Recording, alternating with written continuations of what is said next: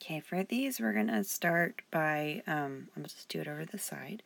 So I have 3 times natural log, 3 times natural log of, delete that, of 2x minus 5 equals 7. Okay, and so the thing that I want to solve for is x, but I'm just going to solve for ln of 2x first, and then I can take e of both sides. So first let's start by trying to solve for this ln of 2x. So I'm going to add the 5 over. Okay, 7 plus 5 is 12. Divide by 3. Now I can rewrite this in exponential form. So my base here is e, right?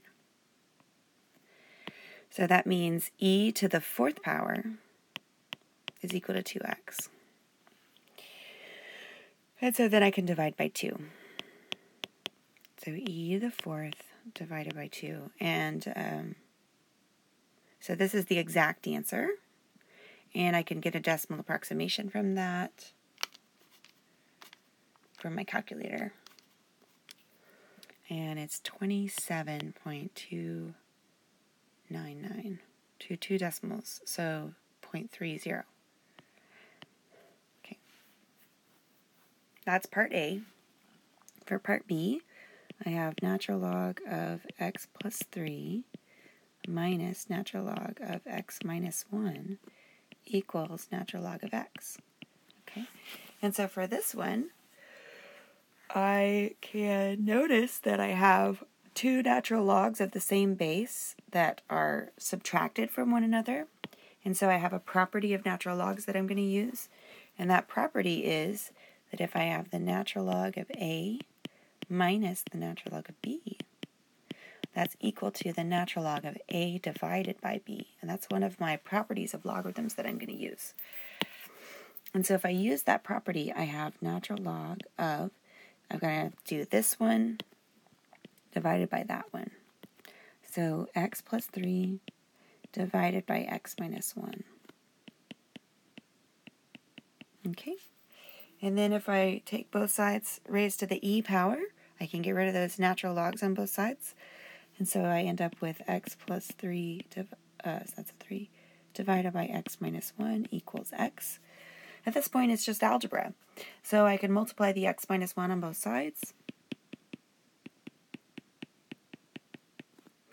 Then I get a quadratic. And I multiply this into both of those. So I end up getting 0 equals x squared minus, when I subtract that x, I get 2x plus 3. Let's see, does that factor?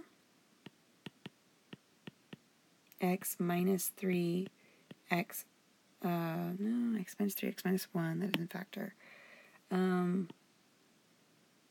Let's see, does it factor? I don't think it does.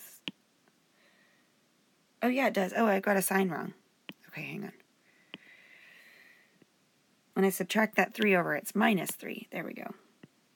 All right, now it does factor.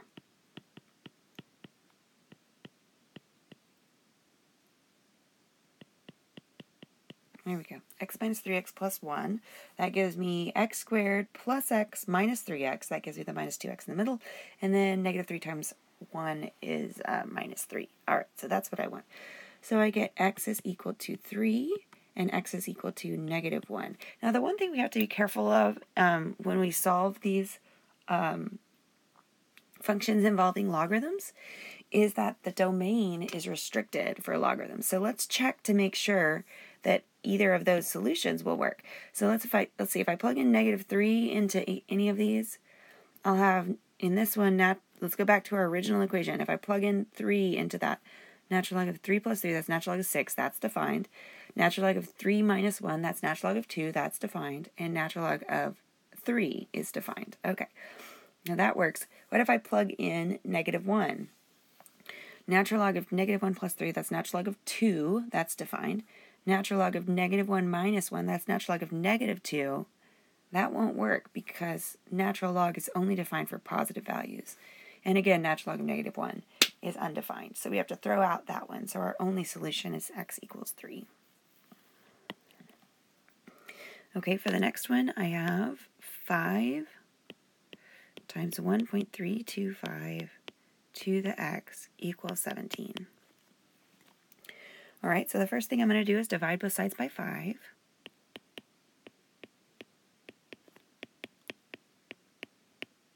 Okay, and then since my base is kind of something wonky, if the base were e or if the base were 10, then I would know which of those to use. But since the base is not, I'm just going to take the natural log of both sides. Maybe you could use the log base 10 if you want. So I'll take the natural log of both sides.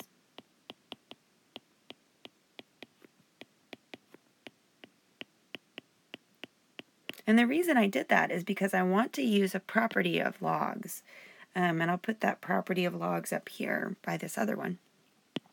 So that's a property of logs.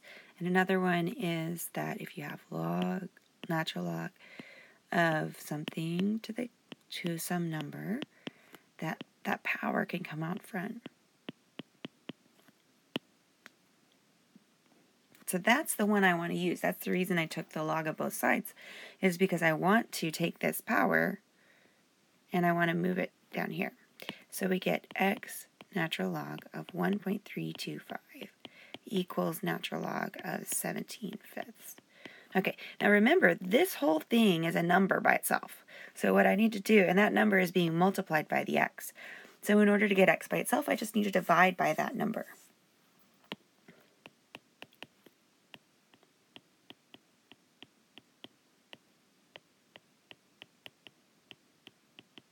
And then that's my exact answer. And so I can say my approximate answer is going to be what? So I can plug that all into my calculator, and I'm going to get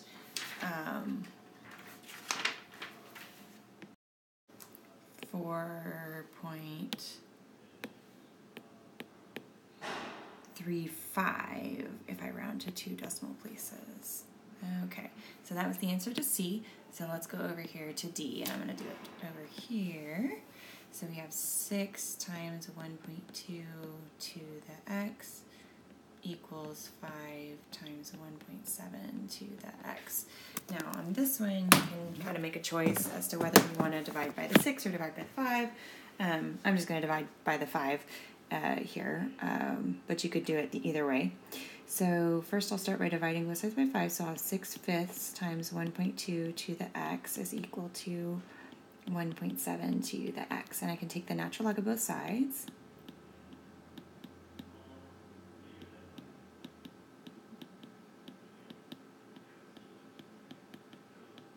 Okay, and the property I'm going to use here is, because notice what I have a product inside of this natural log here, and so I'm going to need to use one of the properties of logarithms. So I'll write it up here at the top with the others, that the natural log of a times b, if you have a product, that breaks up as a sum of natural logs, natural log a plus natural log b. And so that is the property that I'm going to use here. And so I'll change this to natural log of 6/5 plus natural log of 1.2 to the x equals natural log of 1.7 to the x. Oops, I'll put that x inside here. To the x. Okay, there we go. And then I can use this property here where I bring those powers down. So I have natural log of 6/5 is equal to x, or plus x natural log of 1.2 equals x natural log of 1.7. Then I can move everything with an x on it onto one side. So I'll have x natural log of 1.2 minus x natural log of 1.7 equals negative natural log of 6/5. So I'll move the other thing over to the other side. Then I can factor out the x. Natural log of 1.2 minus natural log of 1.7 equals negative natural log of 6/5. And then I can combine these two that are subtracted here using this property up here So I can combine those together. So I have x times the natural log of 1.2 divided by 1.7 equals negative natural log of 6/5. Okay, almost done. So then I can divide this part over here, because it's just being multiplied here by this x. So I can divide all of that over.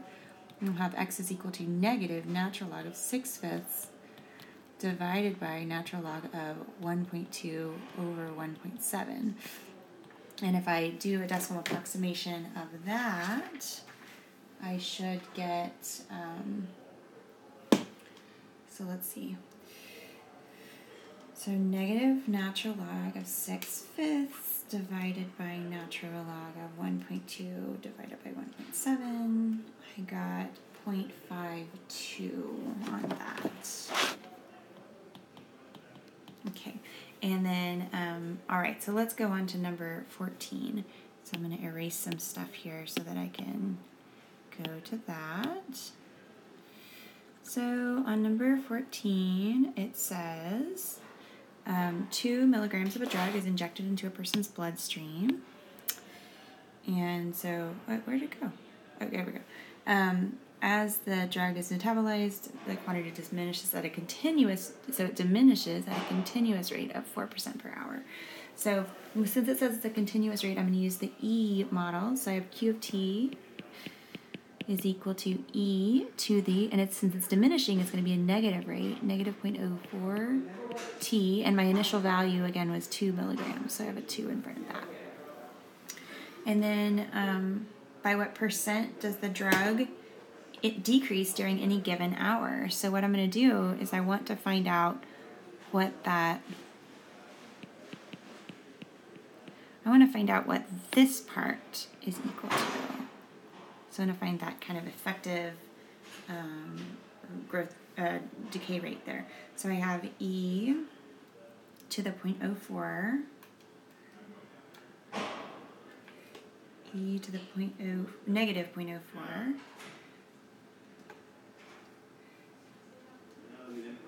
and that is 0.967,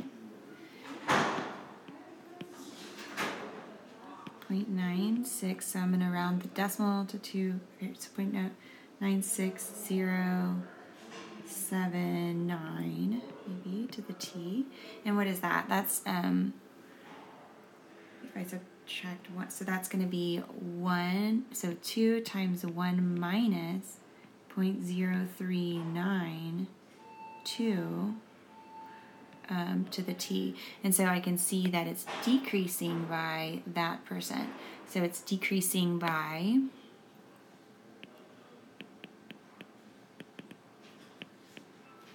3.92% each hour. Then it says the person must receive an additional dose whenever the level has diminished to 0.25 milligrams. So when must the person receive the second injection? So we want to set the quantity equal to 0.25.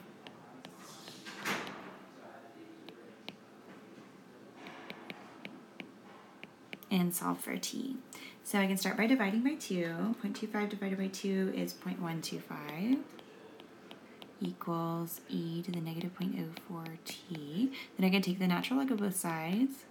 0.125 equals negative 0.04 T. And so I get T is equal to natural log of 0.125 divided by negative 0.04.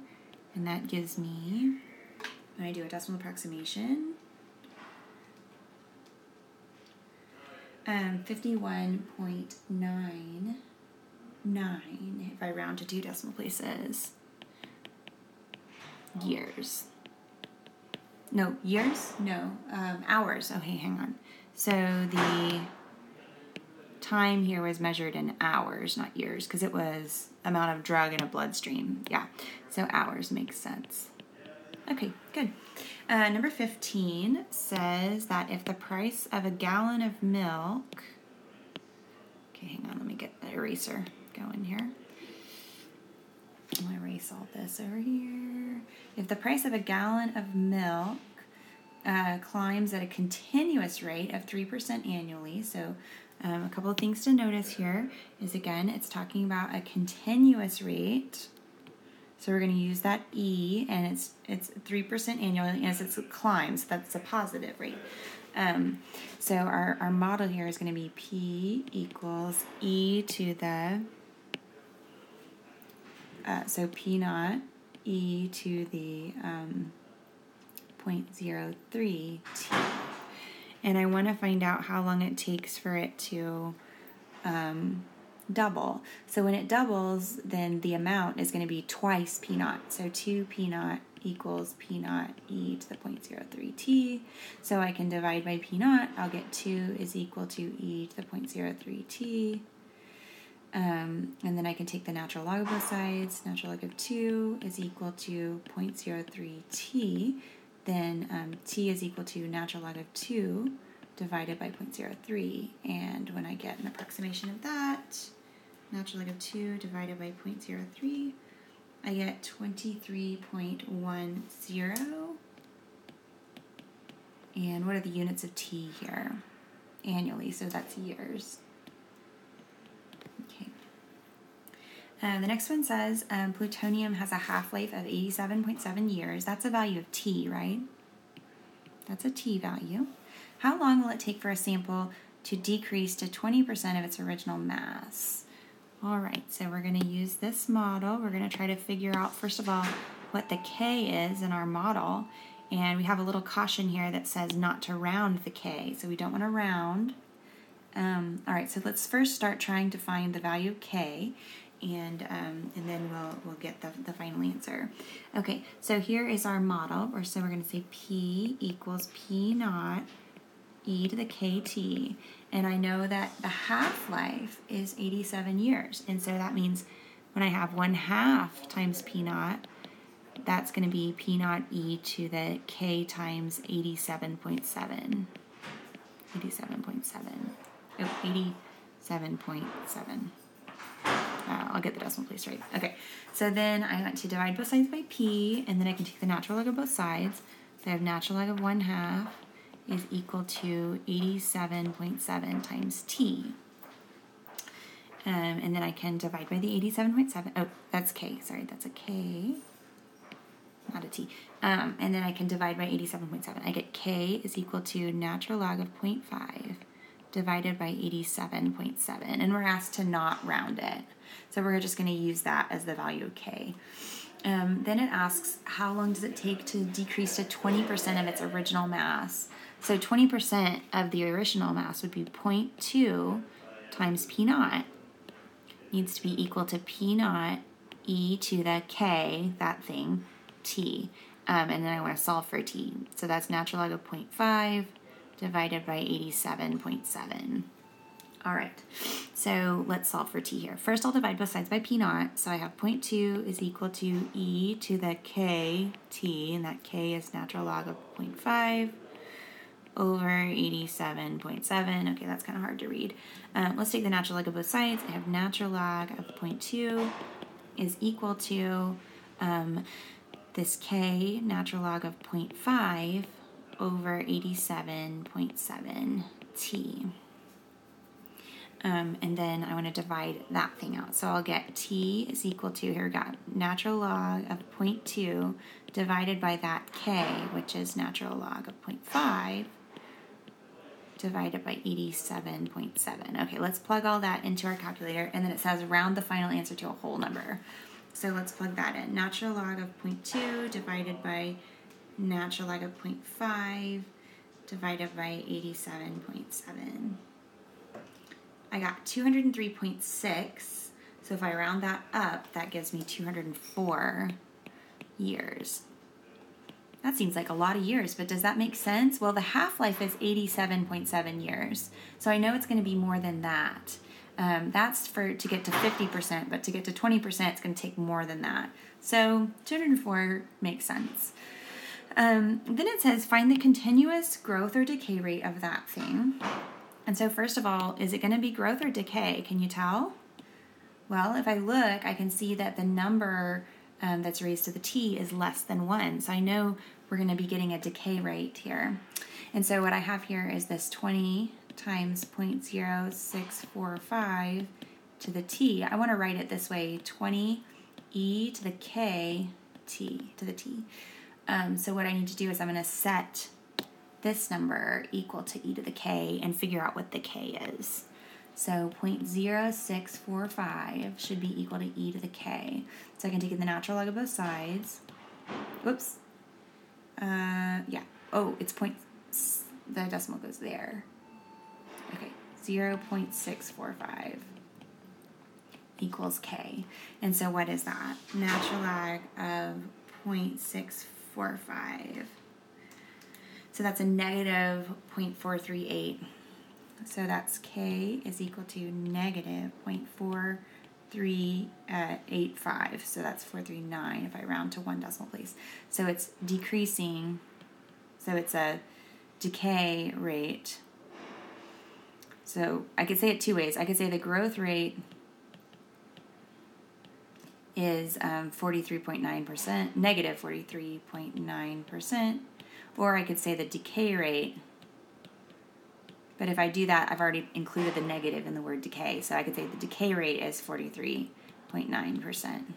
So I can either call it a negative growth rate or I can just call it a decay rate. So whatever makes sense to you.